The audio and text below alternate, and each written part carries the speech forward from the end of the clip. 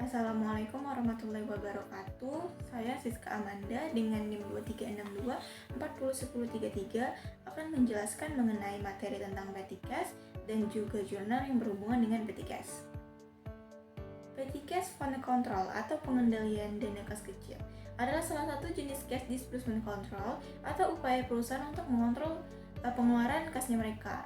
Nah, kalau dari definisi sendiri, petty cash atau kas kecil yaitu sejumlah dana yang dibentuk khusus untuk pengeluaran yang kecil jumlahnya, terus biasanya bersifat spontan dan sering dibutuhkan. Petty cash ini bentuknya uang tunai yang disiapkan sama perusahaan, berbeda dengan cash. Kalau cash itu konotasinya adalah uang perusahaan yang disimpan di bank. Jadi petty cash ini diambil dari cashnya si perusahaan itu, ditarik menjadi uang tunai untuk uang jaga-jaga. Contoh uang jaga-jaganya itu dibuat misalnya kita mau fotokopi berkas, terus kita misalnya lagi pakai mobil kantor buat kegiatan operasional, ternyata bensinnya mau habis, maka kita bisa pakai uang petty cash tadi.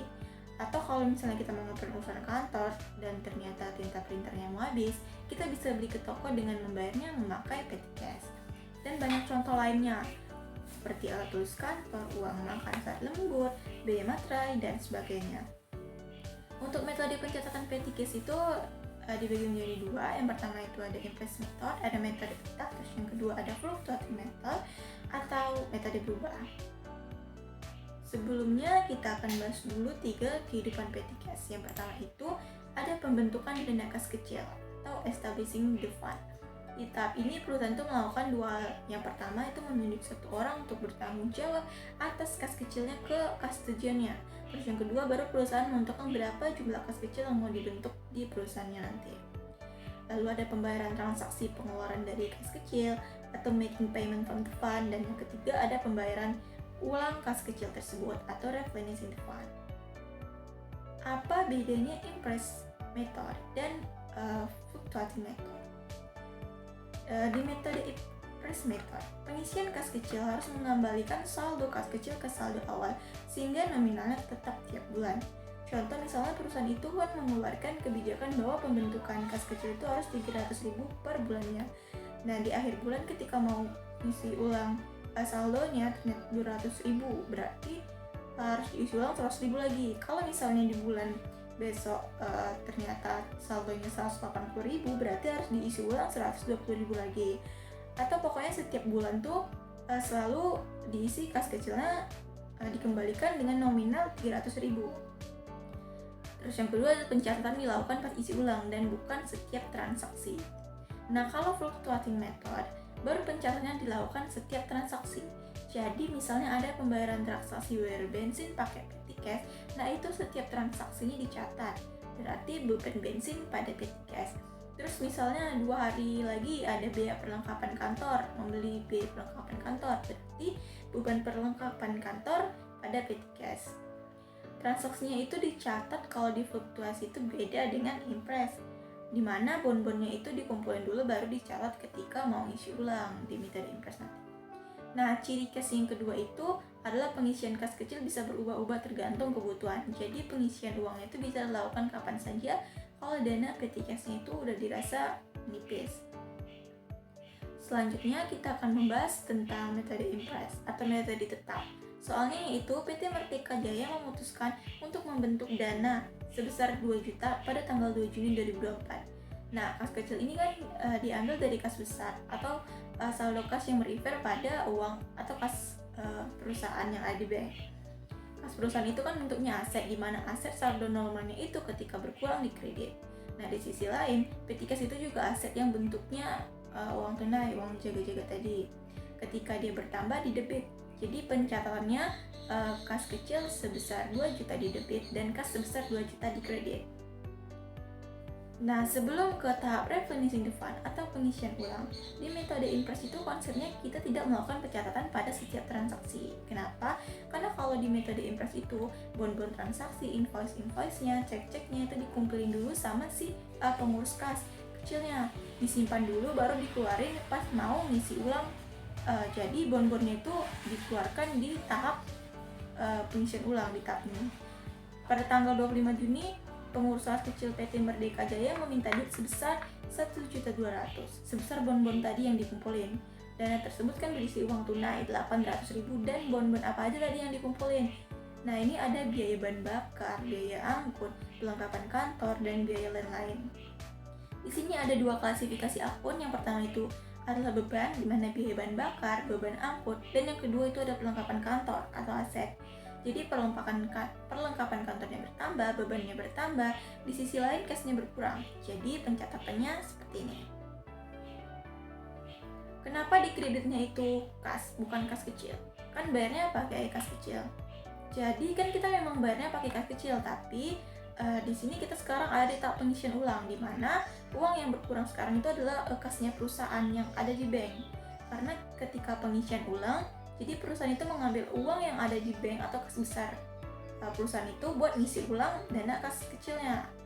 Makanya di sini akunnya akun kas. Selanjutnya saya akan membahas tentang metode fluktuasi. Untuk tahap pembentukan kasnya itu sama dengan metode impress, tapi perbedaannya itu ada di setiap transaksinya, yaitu dicatat atau di tahap keduanya itu ada pencatatannya. Contoh soalnya itu pada tanggal 16 Juni PT Merdeka Jaya melakukan transaksi kas kecil, yaitu biaya bahan bakar sebesar 600.000. Jadi pencatatan jurnalnya itu adalah biaya bahan bakar di debit 600.000 dan kas kecilnya di kredit 600.000. Terus misalnya membeli perlengkapan kantor dengan kas kecilnya sebesar 200.000.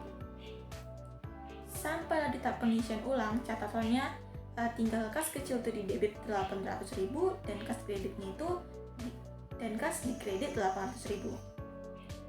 Perbedaan pencatatan antara metode impress dan metode fluktuasi. Konsepnya itu sama, tapi di sini karena tahap transaksi menggunakan kas kecil di metode impress itu nggak ada, jadi nggak ada tahap kedua. Kita tidak melakukan pencatatan pada setiap transaksi kas kecilnya. Jadi kita catat aja, jadi beban pada kas. Sedangkan untuk metode fluktuasi itu dibagi dua. Beban pada kas kecil itu dibuat untuk melakukan pembayaran dari dana tersebut, dan ketika pengisian ulang kas kecil pada kas. Karena nggak ada pencatatan pada transaksi kas kecil, makanya di metode impress itu dicoret petty cash-nya, karena langsung ke pengisian ulang, nggak ada tahap kedua. Pas pengisian ulang langsung diambil uangnya, terus uang cash-nya itu dari cash yang ada di bank perusahaan. Baiklah, berikut ini adalah contoh jurnal yang saya baca. Judulnya adalah Pengelolaan Kas Kecil pada PT PLN Persero Unit Pendidikan dan Pelatihan Palembang. Objek dalam penelitian ini adalah pengelolaan kas kecil di PT PLN Persero Unit Pendidikan dan Pelatihan UPDL Palembang. Fokus utamanya ada pada bagaimana dokumen dan prosedur pencatatan kas kecil dijalankan di unit tersebut. Jenis penelitiannya yang digunakan adalah penelitian kualitatif. Jadi, peneliti lebih menekankan pada pemahaman mendalam tentang proses yang terjadi di lapangan. Metode analisis datanya yaitu menggunakan pendekatan kualitatif. Artinya, data yang dikumpulkan dianalisis dan dijelaskan secara naratif atau cerita, lalu dikaitkan dengan teori yang relevan. Tujuannya agar hasil penelitian ini bisa menggambarkan situasi yang sebenarnya dan mudah dipahami. Hasil dan pembahasannya, sistem pengelolaan kas kecil di PT PLN UPDL Palembang itu menggunakan sistem dana tetap sesuai aturan Keputusan Direksi Nomor 1502/DIR/2011. Tapi dalam praktiknya justru memakai sistem dana berubah atau fluktuasi. Pengisian kas kecilnya dilakukan 2 kali sebulan, masing-masing 50 juta dengan total 100 juta per periode. Semua transaksi dicatat secara manual di Excel, lalu dilanjutkan ke sistem SAP, System Application Processing. Pada PT PLN Persero UPDL Palembang itu pengeluaran kas kecil dibagi menjadi 2 jenis, yaitu pengeluaran menggunakan kas di bank dan pengeluaran dana kas kecil, di mana pengeluaran menggunakan kas di bank adalah pengeluaran yang nominal pembayarannya relatif besar, seperti pembayaran honorar instruktur, pembayaran guna kegiatan pembelajaran, pembayaran PPh, dan lain-lain yang dilakukan melalui transfer ke bank maupun giro.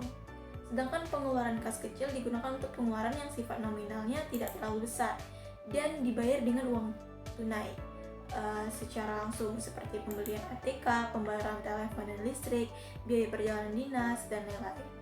Setiap transaksi kas kecil itu dicatat dalam buku kas kecil. Setelah uang keluar, bukti transaksi seperti kwitansi atau nota harus dilampirkan. Penggunaan kas yang dilakukan oleh PT Persero UPDL Palembang ada 31 pengeluaran kas yang terjadi, 30 transaksi sesuai dengan kategori biaya yang telah ditentukan, dan sistem pengakuan biaya yang dibayar dengan menggunakan kas. Namun ada satu transaksi, yaitu honor instruktur yang tidak sesuai dengan prosedur karena seharusnya dibayar menggunakan kas di bank, bukan menggunakan kas kecil. Dokumen yang digunakan dalam pengeluaran kas kecil itu antara lain ada dokumen tagihan dari pemohon, dokumen setuju bayar itu yang sudah disetujui oleh atasan, terus dokumen pendukung seperti nota, faktur, dan kwitansi, terus surat permohonan pembayaran operasional. Dokumen yang digunakan oleh PT Persero UPDL Palembang telah sesuai dengan kategori dokumen yang seharusnya digunakan dalam pengelolaan kas kecil. Pada PT PLN Persero UPDL Palembang, catatan-catatan akuntansi yang digunakan dalam pengelolaan kas kecil adalah buku kas kecil, yaitu mencatat pengeluaran kas kecil di dalam buku kas kecil pada saat pemohonan atau pihak penggunaan kas kecil menyampaikan permohonan pengeluaran kas kecil. Jurnal pengeluaran kasnya tuh di Excel, mencatat pengeluaran kas di dalam aplikasi Microsoft Excel yang berfungsi untuk mengurangi kesalahan pada saat menginput dan memposting transaksi tersebut ke dalam aplikasi SAP.